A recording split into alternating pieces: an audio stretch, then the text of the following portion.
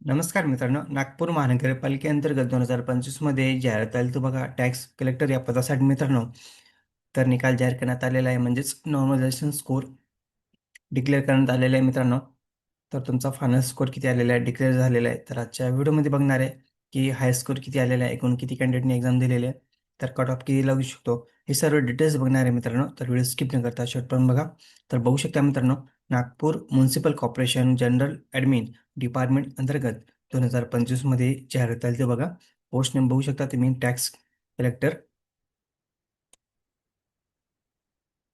बघा मित्रांनो खाली कॉमन मेरिट लिस्ट आहे बघा ही. Application number, roll number, candidate full name, gender, date of birth, caste, reservation caste category,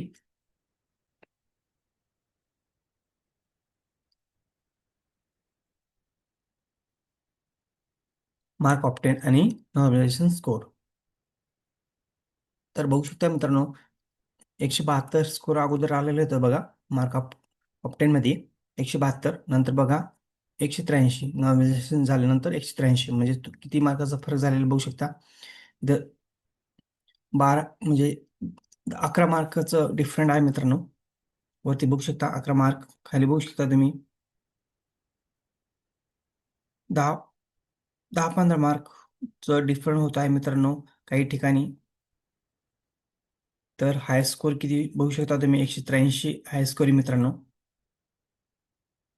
174, 75, 172, 170, 167 बघू शकता मित्रांनो. ज्यांचा स्कोर 165 प्लस येतोय,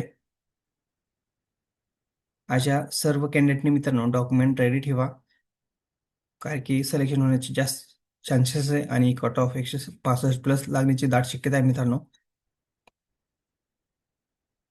तर एकूण कॅन्डिडेट बघू शकता तुम्ही, एकूण किती कॅन्डिडेटने एक्झाम दिलेली ही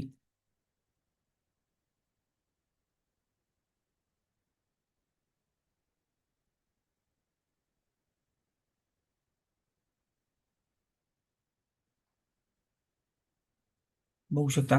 7,729 कॅन्डिडेटनी एक्झाम दिलेली मित्रांनो. तर हाय स्कोर 183 आहे. तर तुमचा स्कोर चेक करण्यासाठी मित्रांनो तुम्ही कंट्रोल एफ दाबा, तुमचं नाव टाईप करा आणि सर्च करा. यादीत नाव आहे आणि नाव आहे की नाही आणि स्कोर किती आलेला आहे, तर तुम्हाला लगेच सापडेल.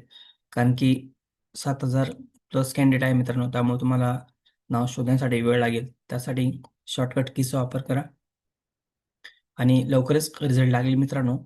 कट ऑफ लवकर जाहीर होईल आणि ज्यांचा स्कोर 165 प्लस येतोय, अशा सर्व कॅन्डिडेटनी मित्रांनो डॉक्युमेंट रेडी ठेवा, जेणेकरून तुम्हाला डॉक्युमेंट व्हेरिफिकेशनच्या वेळेस काही अडचण येणार नाही.